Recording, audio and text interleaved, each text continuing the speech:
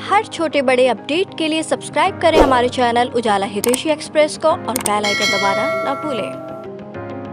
500 रुपए के नोट थे अध जले हुए, उसकी राख भी उसके हाथ में थी।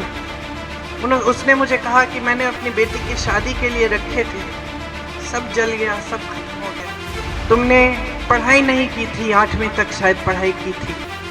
तुम्हारी इच्छा थी कि तुम्हारी बच्ची बड़ी होकर पढ़ाई कराओगी अपनी बच्ची को। जब परिवार ने कहा कि बेटी को नहीं पढ़ा सकते, रो मत,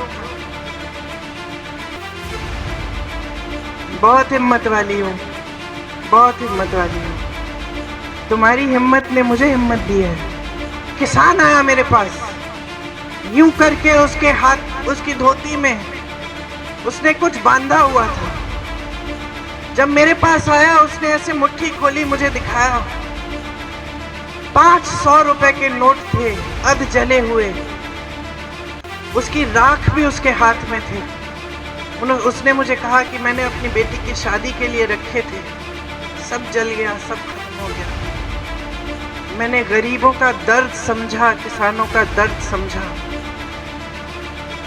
मैंने अपनी बहनों को समझा जब मैं उनके बीच में घूमी और मैंने देखा कि किस तरह के संघर्ष कर रही हैं, किस तरह अपने बच्चों की परवरिश कर रही हैं।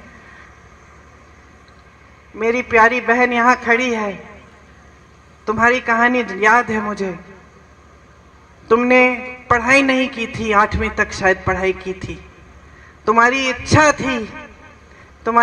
थी कि तुम्हारी बच्ची बड़ी होकर पढ़ाई कराओगी अपनी बच्ची को, लेकिन तुम्हारे ससुर जी नहीं माने।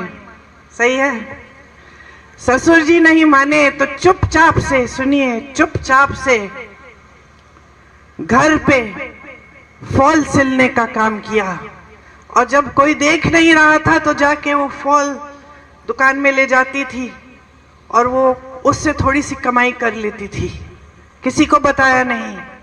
जब परिवार ने कहा कि बेटी को नहीं पढ़ा सकते, रो मत,